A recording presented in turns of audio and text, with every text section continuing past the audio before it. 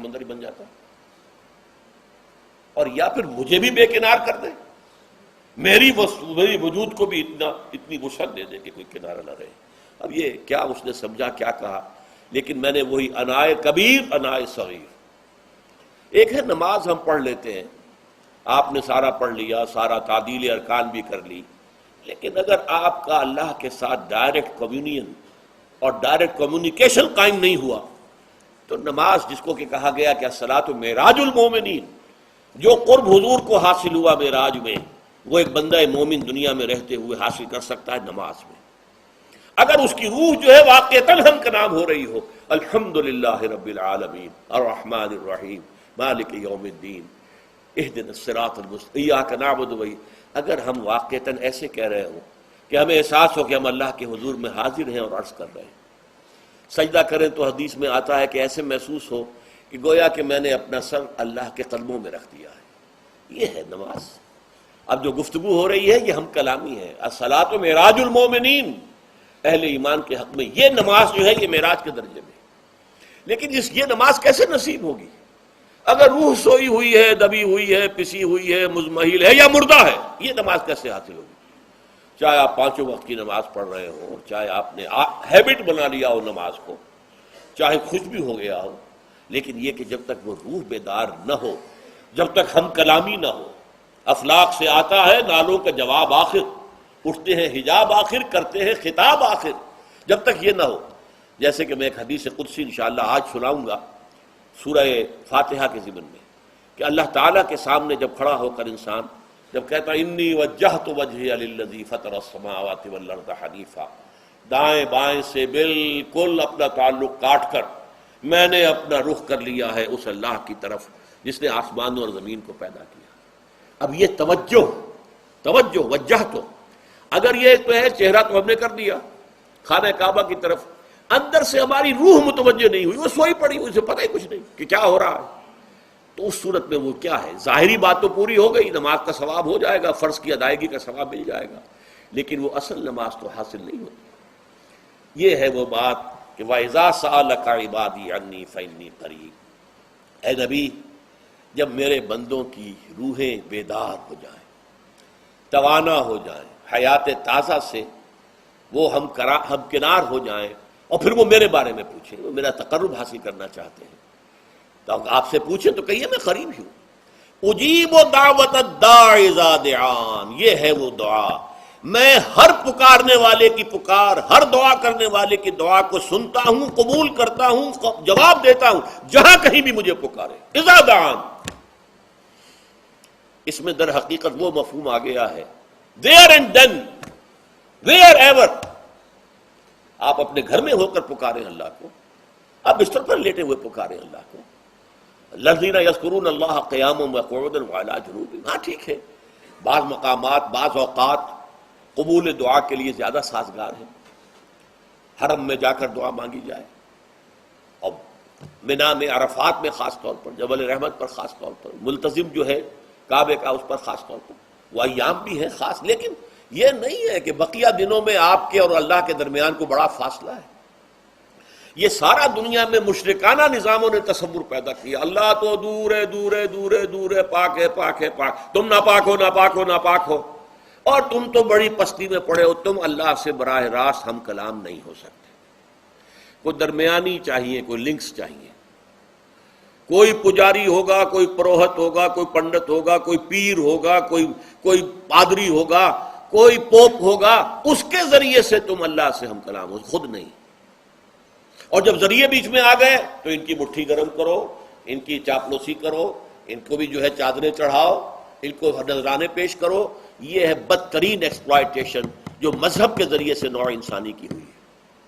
یہ دو ایکسپلائٹیشن دنیا میں ہوئی ہے تاریخ انسانی میں، ایک بادشاہوں کی طرف سے خراج دو ہمیں، محنت تم کرو گے کھیت میں، آدھا حصہ ہمارے پاس آئے گا، ہم عیش کریں گے، ہم سٹینڈنگ آرمیز رکھیں گے تاکہ ذرا تم بغاوت کرو تو تمہارا سر کچل دیا جائے۔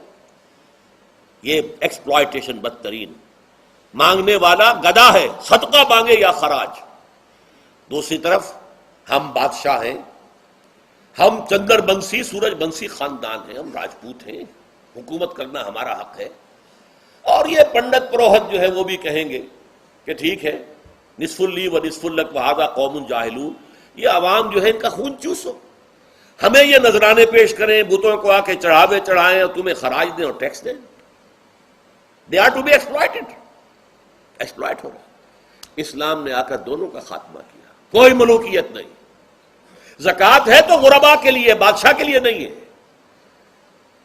یہ تو غربا کے لیے، لہذا کوئی ٹیکس نہیں. نمبر 2، اللہ سے ہم کلام ہونے کے لیے کسی دربان، کسی جو ہے پہرے دار کی مٹھی گرم کرنے کی ضرورت نہیں. جب چاہو ہم کلام ہو جاؤ. دل کے آئینے میں ہے تصویر یار، جب ذرا گردن جھکائی دیکھ لی.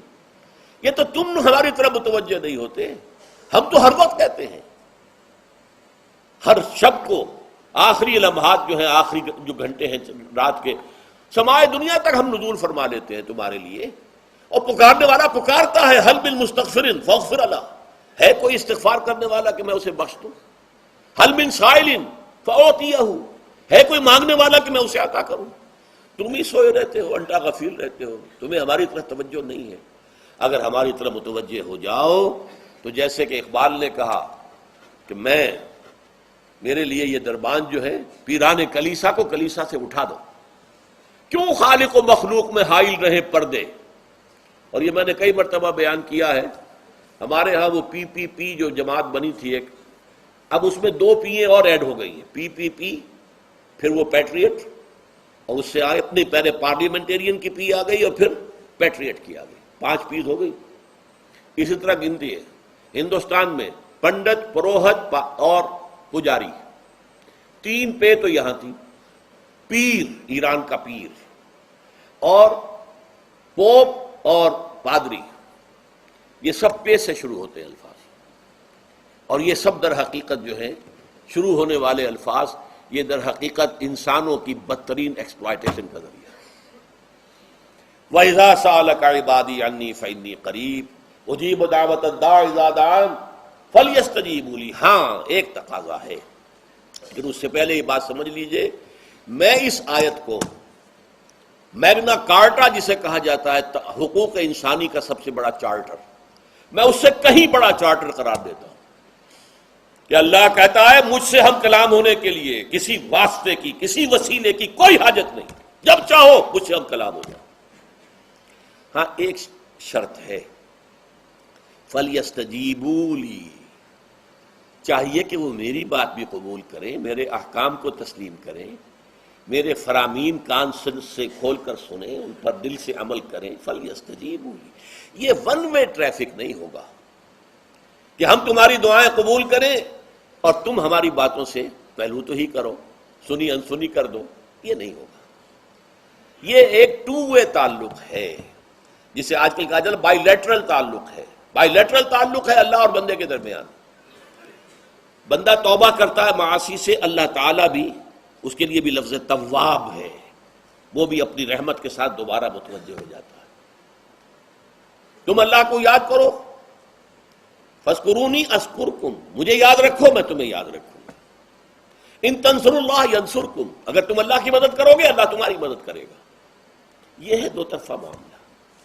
اسی طریقے سے تم چاہتے ہو کہ میں تمہاری دعائیں قبول کروں، اجیب دعوت الداعی اذا دعان، میں ہر پکارنے والے کی پکار کو سنتا ہوں جب اور جہاں، ویئر اینڈ وین وہ مجھے پکارے.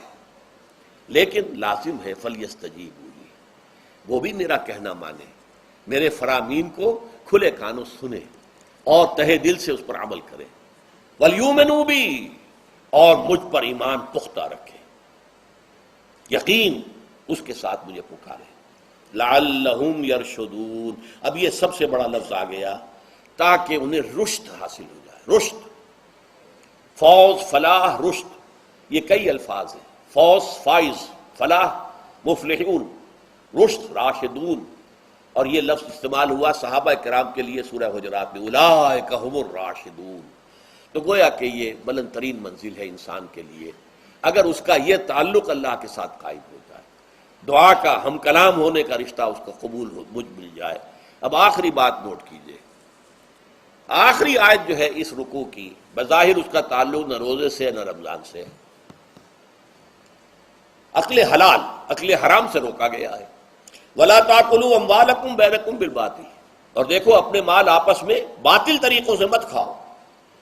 وتدلوا بها الی الحکام، اور نہ ہی اپنے مالوں کے ذریعے سے حکام تک پہنچو۔